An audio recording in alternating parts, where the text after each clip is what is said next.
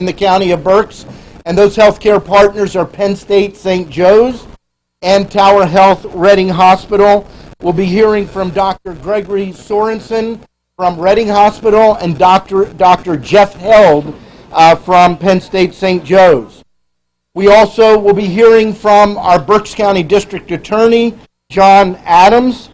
And following John Adams, we'll be hearing from some key folks in the city of Reading. We'll be hearing from Jeremy Searfoss, he's the fire marshal and the Reading Emergency Management Agency coordinator. I do want to recognize Bill Stout, the Chief of Fire and Rescue Services, is also here. And then our final speaker will be Rich Cornelli. He is the Chief of Police for the city of Reading. When he concludes, we will open it up to a time of question and answer. I want to start by noting I'm holding in my hand a death certificate. This is the 52nd person, Berks County resident, to die in the last several weeks from COVID-19. I'm here today as your county commissioner to let you know the numbers are bleak in Berks County. They are serious. This individual was somebody's father, possibly someone's husband, and he's the 52nd person to pass away in a relatively short period of time. If you have a question on the numbers, because there is a little bit of discrepancy between what you see on the state, we're simply presenting the death certificates from the coroner's office of individuals in Berks County that have been certified that they died as a result of COVID-19. But I want to draw your attention to some other statistics. This is part of some modeling that was recently provided to us, courtesy of Tower Health, Reading Hospital, and Penn State St. Joe's. This is bed demand and surge model, first looking at total confirmed cases by county. You look at the dates, this is what I want you to focus on. The gray line is Berks County. You can see out in here we're doing pretty well, but around the 7th, where we saw our cases jump triple digits day after day, that number has jacked up significantly.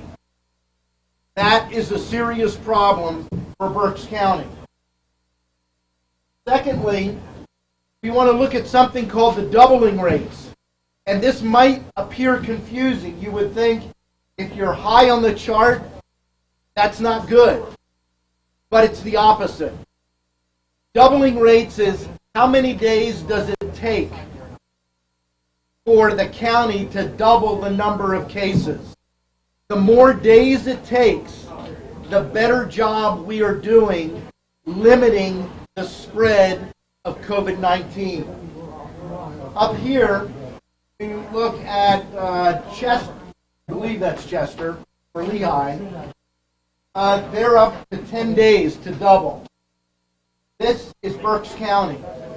We are under 4 days to double. If you look, this has been our track record. We are not doing well. And what this means, and we're hearing this from people across the county, businesses and individuals are not doing enough. The basic things, like wearing a mask. I only have the mask off right now to do this presentation. These numbers are dire. But if we don't get serious, and serious quickly, as businesses and individuals, this is what we're facing. This is bed demand surge model. It is based on regular operating capacity of both of our hospitals. And what it is showing in the next couple of weeks, if we don't change things, we're looking at a shortage of ICU beds of between 111 and 175. Of just ICU beds. General available med-surg beds, a shortage of between 405 and 652. I don't want to be melodramatic, but these numbers are bad. Now, I will tell you the hospitals are doing everything they can, and we're going to hear from doctors from both of these hospitals to push these numbers back by finding additional space. But what is driving these numbers, not what the hospitals are doing. What's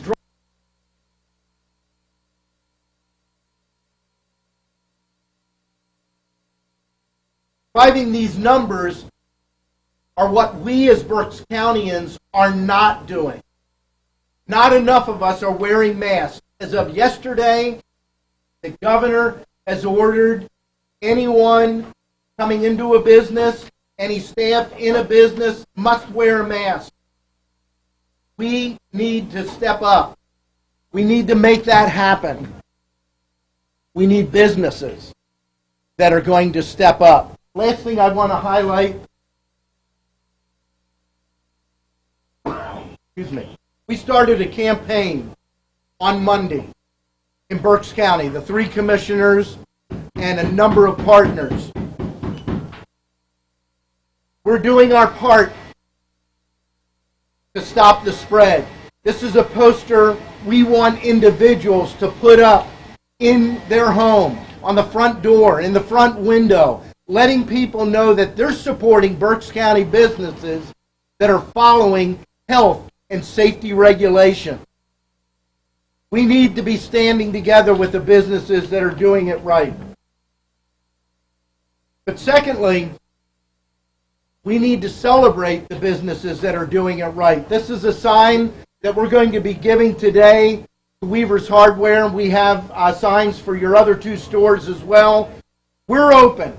We're following recommended protocols for your safety. If you have any recommendations, please contact, and that can be a name, a department, contact information.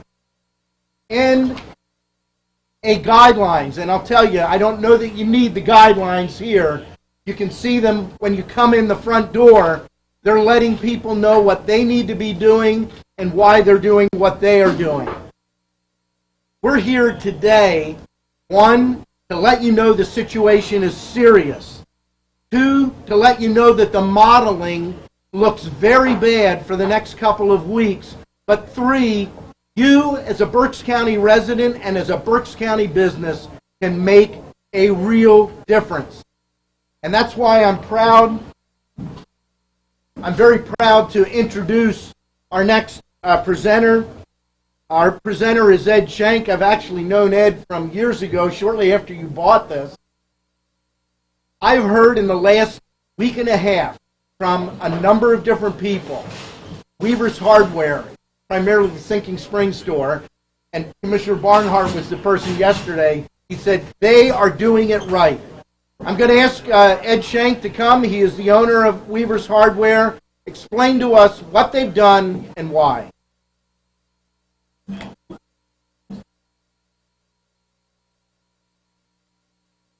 So if you look behind us, when the COVID pandemic first came, we first became aware of it, we realized really quickly, the first thing they talked about was washing hands. And we were like, we can do that. We can sanitize, we can wash hands. We're on a wooden floor that has a basement under it. We put a sink in here. We had the ability to do that here. At the other stores, we put sanitizing tables in. And then every time throughout the year, throughout the last 4 weeks, as people came up with new ideas, we were like, why wouldn't we adopt them? You'll notice behind the register, the shields, the plexiglass. Probably about 2 weeks ago, we first put a shield up at register.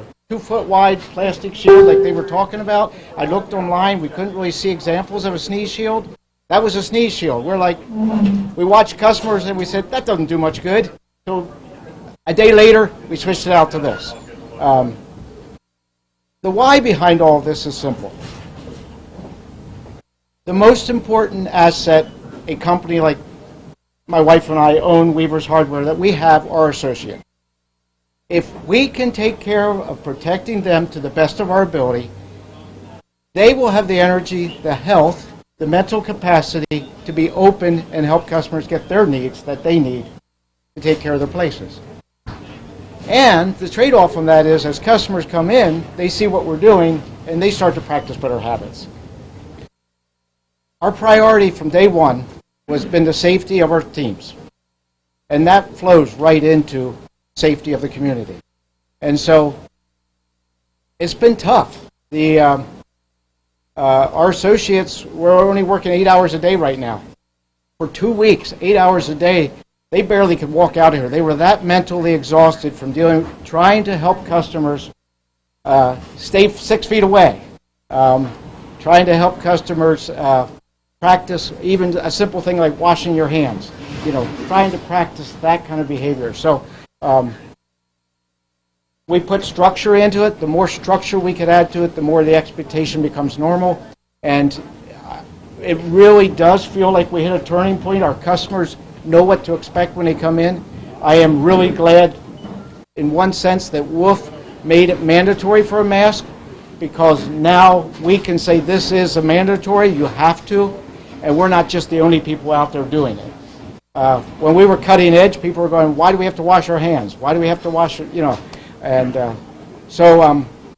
but ultimately it just comes down to safety, guys. I mean, we can't guarantee anybody's safety, but the more things that we can do to make sure that our teams are safe, and then that you're safe when you come in our buildings, the safer our communities will be, and we can hopefully be a part of flattening that curve.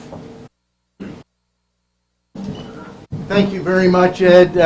I assume the new sign we're going to see, instead of no shoes, no shirt, no service, it's going to be no shoes, no shirt, no mask, no service. But thank you very much for leading the way. I want to recognize Vice Chair of the Berks County Commissioners, Commissioner Kevin Barnhart. Thank you. Good morning, Commissioner Leinbach, and thank you all for being here. And thank you to Ed and your wife and your associates for really setting the tone, what everyone should be doing as a business owner in Berks County and beyond. As Commissioner Leinbach pointed out, I'm a frequent customer at their store in Sinking Spring, and I went there Saturday, and I was just amazed by the concern you had, not just for your associates, but for the people coming in and out of the store. My wife has an underlying health condition that has not been out of the house for well over a month. So I'm the guy running here to there to pick up our essentials, and I see a lot of non-compliance out there. This is so important for us to send the word that Weaver's Hardware stands head and shoulders over many other businesses out there. I'm not doing this to shame you, but you really, truly have to understand, this is about us getting back to normal. Okay, everyone wants to get back to normal. Everyone's getting frustrated. My father's in a senior living center. I haven't seen him for 5 weeks. I'd like to get back to normal with my family. So do everything in your part. These graphs tell a real dramatic, compelling story. Let's send the word to our family, to our friends. Let's start to understand how serious this virus is, and how once we stop the spread and flatten that curve, things will be better. Lastly, we see on the local news and the national news almost on a daily basis, especially in New York, celebrating the healthcare providers, the first responders. What you can do more than anything than clapping for them, cheering for them, is to help them with this graph. To not overtax our healthcare system, to be proactive, do the right thing so their healthcare system can absorb who is coming in, treat those folks who are coming in, and discharge them back to their loving families. So please, this, I beg you, just continue to understand how serious this is, and we really want everyone to get on board, not just in Berks County, but everywhere across our country. So we all want to get back to normal in some way, shape, and form, and by doing this, takes us in that right direction. So thank you.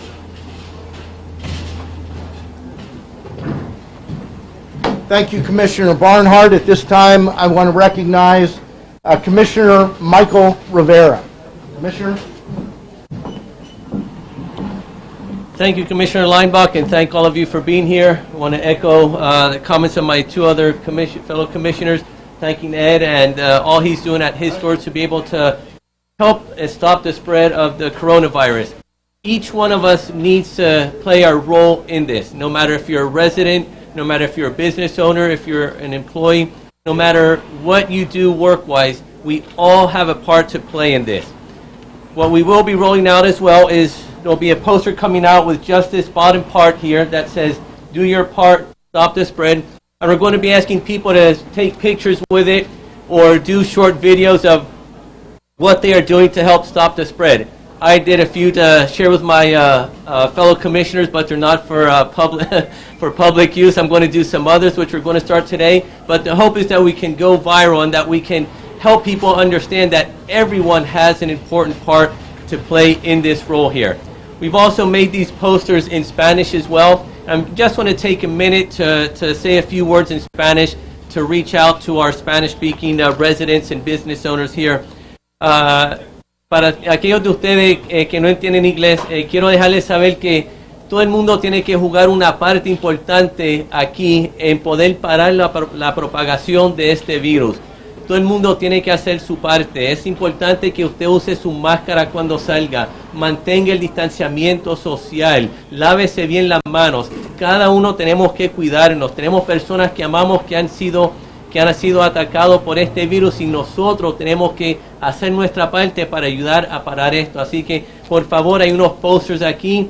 Busque esta información. Si usted va a un negocio y usted ve que ellos no están siguiendo las reglas que tienen que seguir, por favor, déjele saber, déle esta información para que ellos puedan hacer lo que tienen que hacer para protegerlos a ustedes y a nosotros también. So just said some words there in Spanish, but we're asking everyone to play a part in being able to stop the spread of the virus. Also, we talked about stores where you go in, like the hardware store, grocery stores, but there's something else that's important, and it's the companies, the manufacturers, the warehouses where they have large amount of employees working together in small spaces. I'm calling out to you as well to do your part to protect your employees. Your employees are an essential part of there. I get calls every day. My father is older. He's worried about where he works at. They're not following proper guidelines. They're not wearing masks. They're not wiping down. What can be done? So to you businesses who have large amounts of employees working in small spaces, on assembly lines, fruit processors, please play your role. It's important that each one of us take care and do what we can. You have your employees. Please take care of your employees. I know it's important. Business needs to go on, but we need to do our part. We need to be safe, and we need to do it in a way that's protecting everyone. Thank you very much.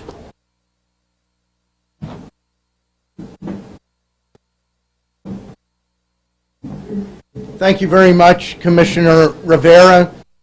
This is not just a message from your elected officials. We want you to understand that the modeling that's behind us, we didn't create that.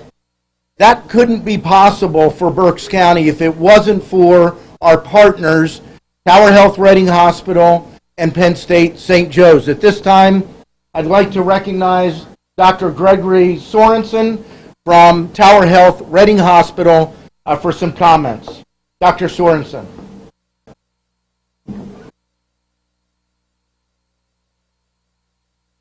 Well, thank you. I'm Greg Sorensen. I'm the Executive Vice President and Chief Medical Officer for the Tower Health System, in addition to work that I'm doing along with Dr. Ron Nutting, leading now the physicians across Reading Hospital.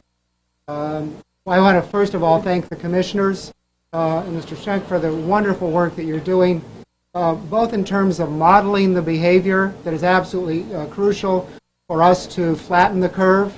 We've all heard that in the media, but we do need to flatten the curve, and we need to have the curve not only flatten, we need to have it begin to go down if we're not going to overwhelm our healthcare facilities here in Berks County.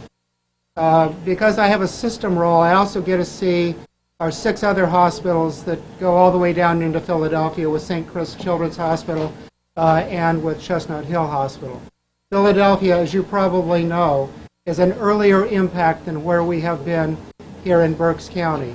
We believe that what happened with the spread of the virus was coming into New York and the East Coast and beginning to spread from east to west.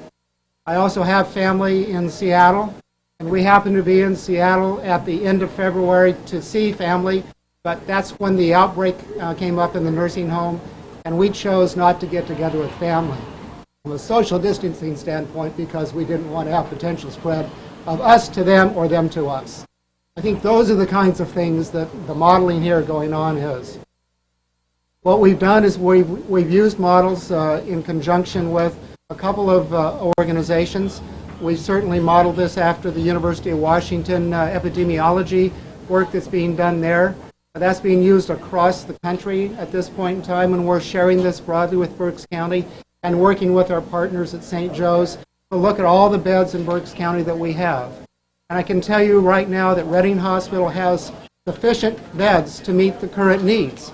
We have more capacity because we have intentionally not participated in all but emergent and urgent care that has to be provided to our patients so that we have that current and future capacity. We're also doing that to protect our personal protective equipment, masks, and in the hospital, face masks, and shields and gowns, all of which is in a national crisis. Every hospital across the country is struggling to get the basics that we all took for granted 6 weeks ago, prior to this event occurring.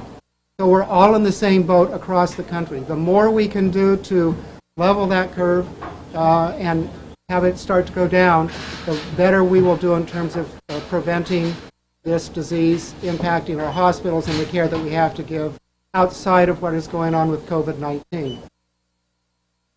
We currently have adequate ICU beds, medical surgical beds here in Berks County at Reading. We have adequate ventilators. And we, like St. Joe's, I know, are looking at other kinds of creative things. If when the peak hits us, we do not have sufficient beds. So we are opening up areas of the hospital that traditionally have not been used to house patients. Those areas are in a developmental phase right now. We hope not to be able to use them, but we're creating that capacity so that we have that in case you all, as our community, need care at Reading Hospital and at St. Joe's. I don't have a lot more to say other than only you can prevent that peak continuing to go up, because you as a community, and with what's being done here by our businesses in Berks County of modeling the correct behavior, caring for their clientele coming into the organizations of all of our businesses here in Berks County. So I commend you and your wife and all of the Weavers here in town for that kind of modeling and caring about your customers. We care about you all as patients as well. We want to make sure that we have adequate capacity to be able to care for them. We also want to protect our healthcare workers. We measure on a daily basis the number of patients that we have in our hospital that are being tested, that are COVID positive, and where we have negative tests. We do that as well for any of our physicians, our employees, our advanced practice practitioners, and any of our frontline caregivers where they become symptomatic. We measure that. What I can tell you at this point in time is that we've had several hundred physicians, nurses, and other employees within all of the tower systems that have been exposed, became symptomatic, and we tested and monitored them. All of them to date have acquired their contact in the community, not in the hospital. So we're protecting our employees, our docs, and our nurses, but only you can protect us when we're out in the community. That's important for us. It's important for you. With that, I don't have any more to say except thank you all to the commissioners. Thank you to Weavers and Mr. Shunk and his wife. And thank you to you for what you're doing in the community for your social distancing. Keep it up. Wash your hands. Wear masks. Do not be in large meetings. Make sure you do social distancing by more than 6 feet and limit the time that you are out and about. Thank you very much. Thank you, Dr. Sorensen. At this time, we'll hear from Dr. Jeff Held. He is with Penn State St. Joe's. Dr. Held.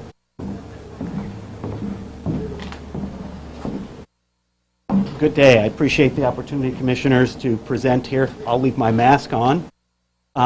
We, like every hospital, are preparing for this. Our staff, physicians, nurses, and cleaning staff have all pulled together to do their jobs in ways they have never done them before. We're looking at the resources in the hospital to use them in ways that can be more effective and protect ourselves and our patients.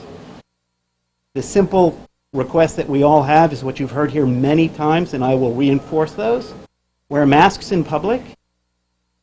Wash your hands, and not the traditional wash and wet, but 20 seconds. You want to sing happy birthday twice while you're washing your hands to properly clean them. You want to maintain at least 6 feet of social distance between you and your neighbors and friends when you're outside so that you can protect yourself and your neighbors. 97% of the people who will come in contact with this virus may do fine, but those 3% out there that don't know it until they catch the disease will have serious health issues. That 3%, if all get sick at the same time, can seriously affect our ability to care for patients. So you have the ability not only to protect yourselves, but your neighbors, your family, and your friends. Thank you.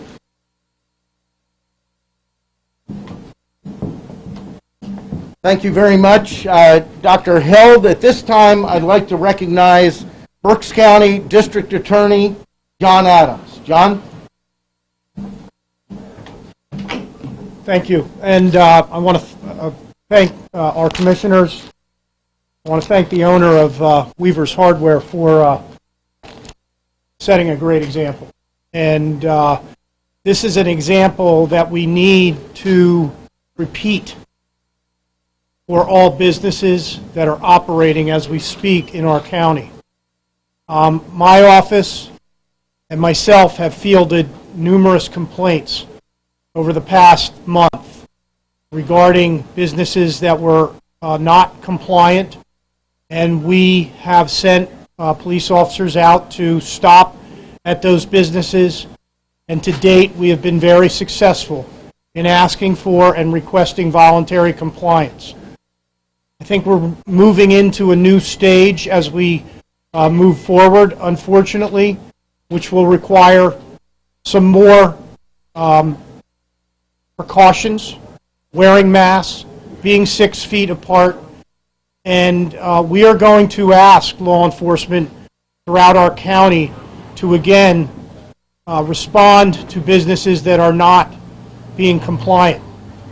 We are asking people and who live in our county, if they see a business that is not complying with social distancing, the wearing of masks, utilizing all of the tips that we've received from the medical profession to stop this crisis, to please contact their local police department. Don't call 911.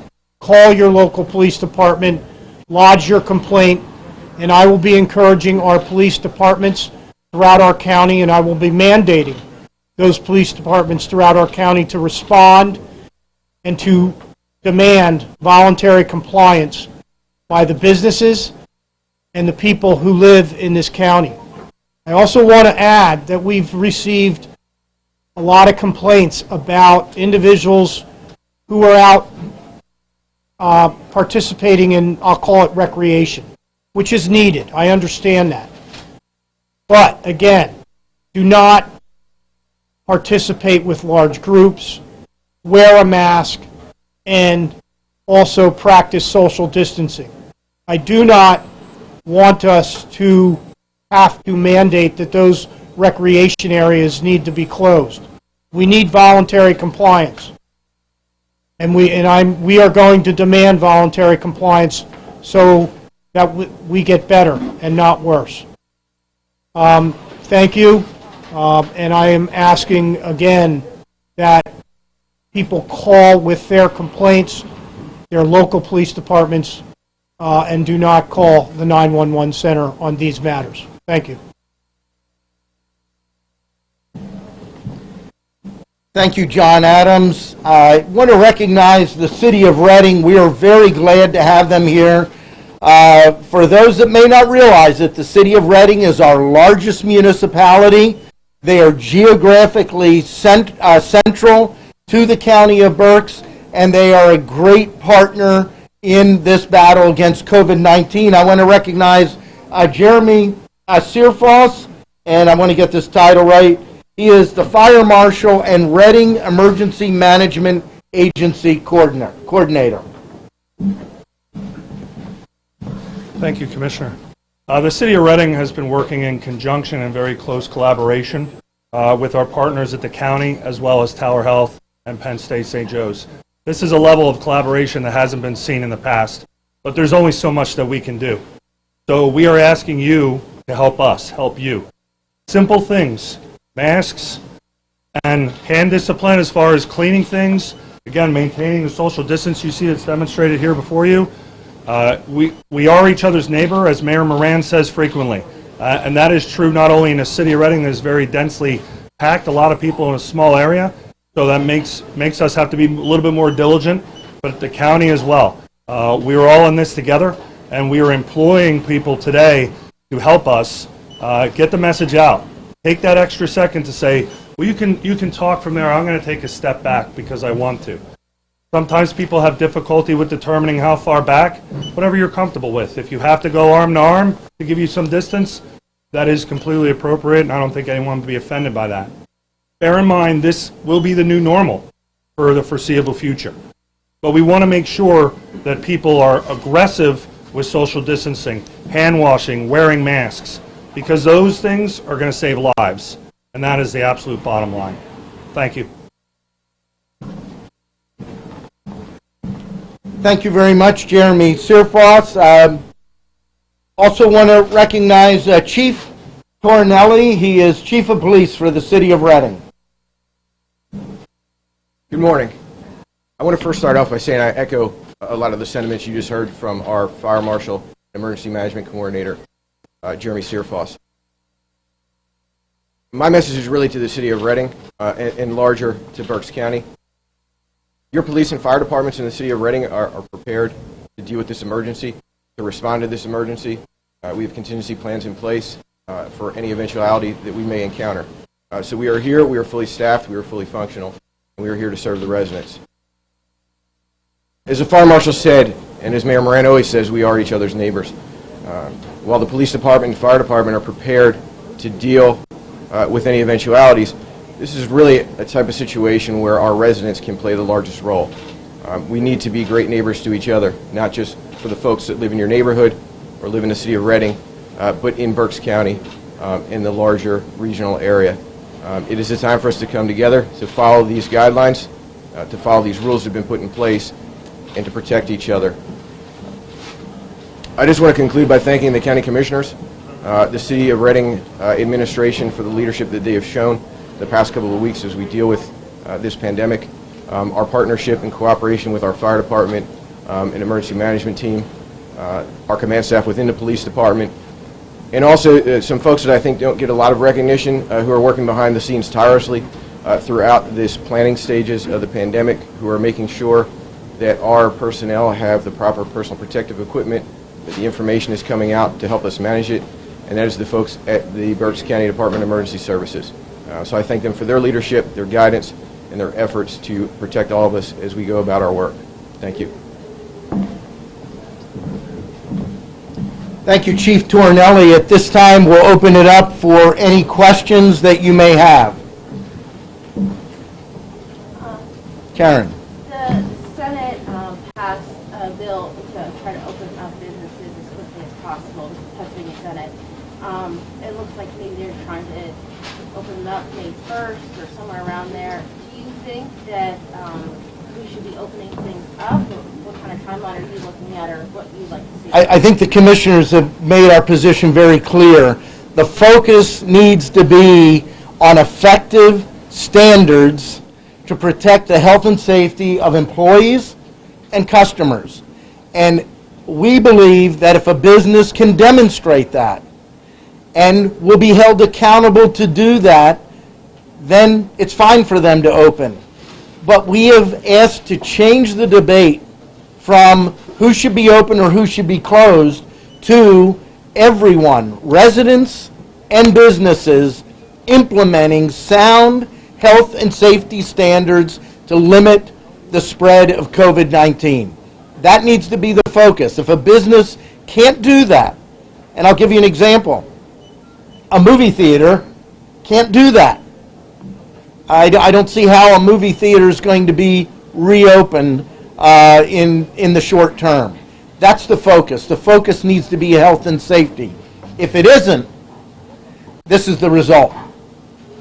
A real crisis. Other questions? And maybe you can speak to it, or maybe the district attorney, but do we have enough resources if businesses are open, we're getting complaints? How is it going to be enacted? Are they going to, who has the authority to go in and say, you're not doing it the right way?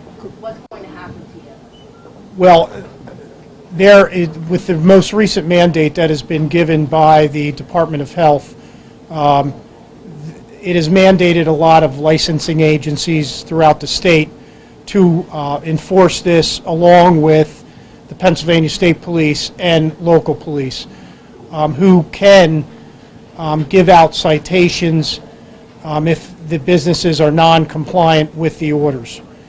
We are going to emphasize voluntary compliance here in Berks County, and we're going to hope that everybody does the right thing. If we do find a business that is just completely non-compliant and will not listen to the advice of the police or a licensing authority, they may be put themselves in a situation where they will be fined and or potentially closed by the governor's office. Thank you, John. Any other questions? Yes. So at one point we talked, and given these doubling rate numbers that you're showing us today, we talked about the closest, for lack of a better word, overflow facility for a surge would be in Lancaster, and I know one of the doctors mentioned that they're looking at finding spots in the hospital that would be for those patients if we do get beyond the bed capacity that we have. Is there another facility that you're looking at now that these rates have changed, or? There is not another facility that we're looking at. We approached, along with the hospitals, the Pennsylvania Department of Health about an independent facility, and specifically offered some potential locations, and were told, no, the Department of Health is not going to allow Berks County to set up an independent facility. We're at the point right now that there's no time to do that if we wanted to do it, and so the hospitals, and I'm looking for one of the docs, Dr. Sorensen or Dr. Held, either one, to reiterate what they are doing right now. These are numbers that we're looking at if the hospitals don't take any additional extraordinary efforts. They are taking those efforts right now. So why don't both of you just briefly address the kind of efforts that you're making to address surge. So Dr. Sorensen, Dr. Held.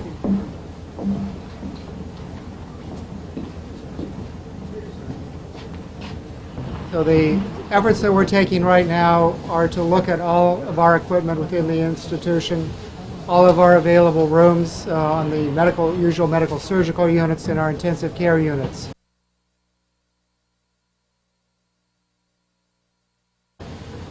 We also know that it's important for us to have negative pressure rooms, particularly in our ICU for those patients that are in fact COVID positive. So we do not allow the COVID to go further back into the institution.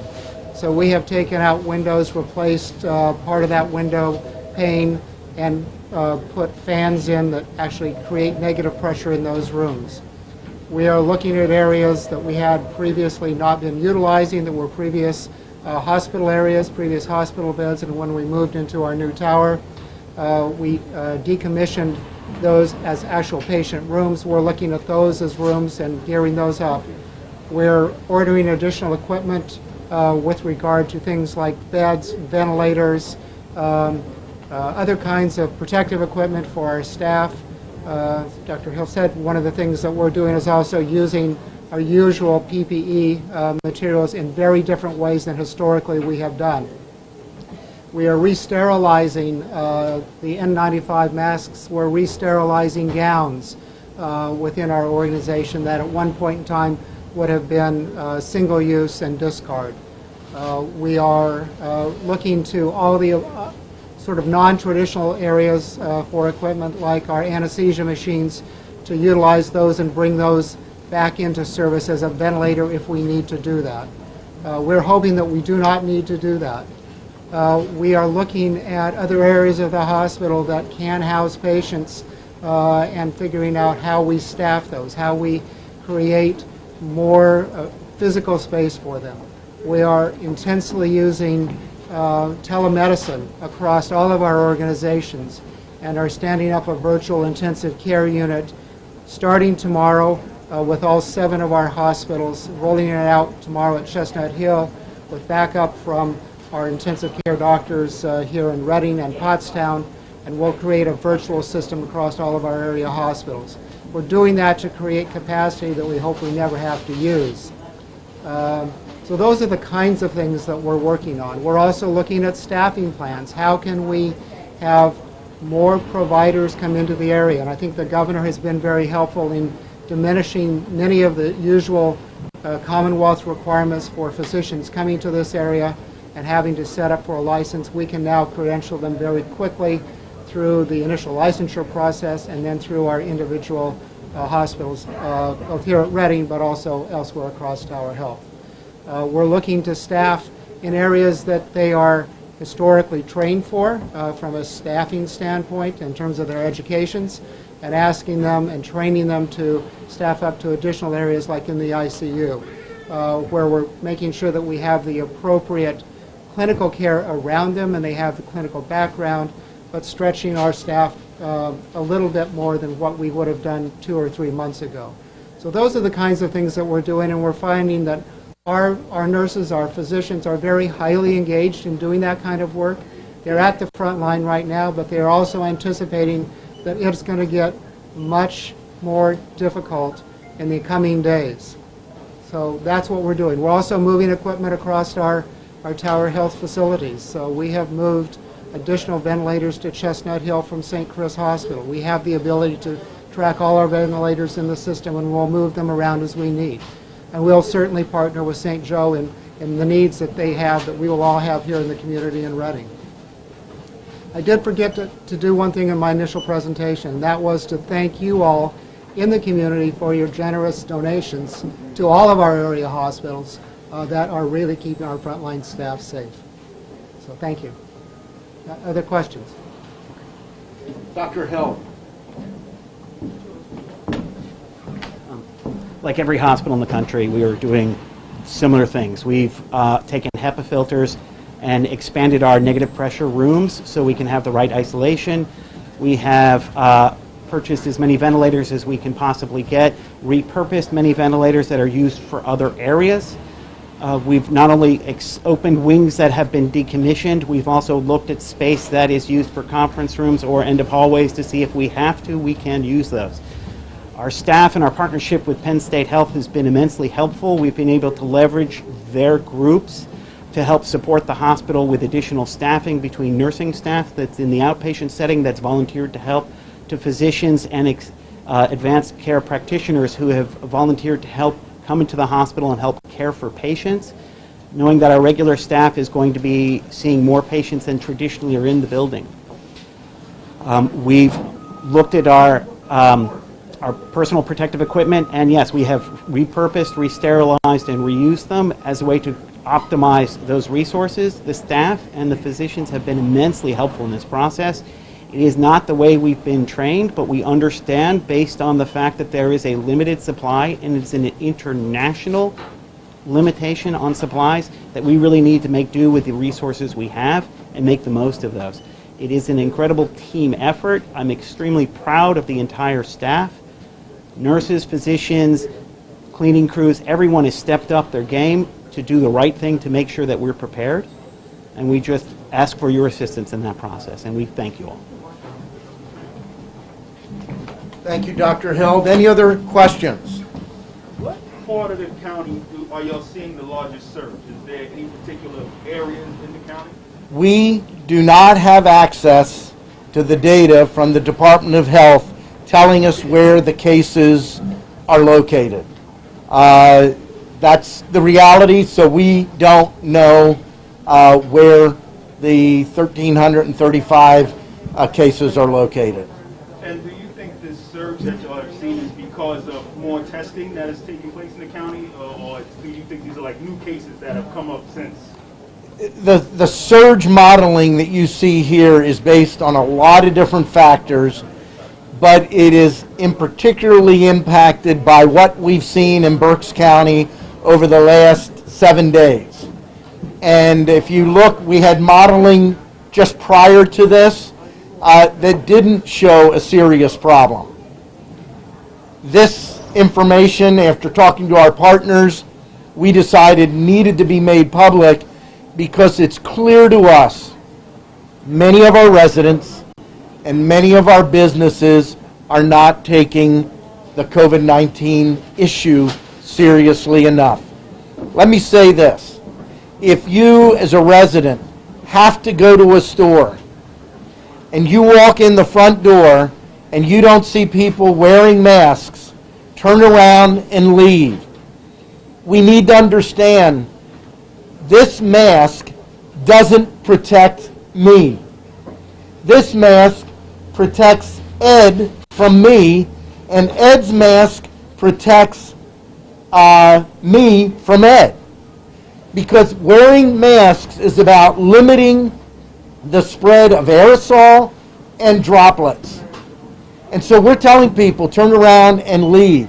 It is our hope businesses will understand they need to protect their employees.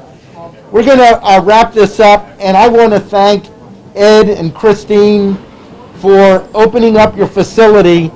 Giving up this much space under normal conditions in a retail environment is tough enough. You look at what they're doing here, space is at a premium, so they've sold no Yetis, no candles. Hopefully this wasn't a hot area for sales, but thank you for leading the way. That's why we're here, and we are glad to recognize any other business that's stepping up and protecting their employees and protecting their customers like you are. Thank you. God bless. Thank you. We have a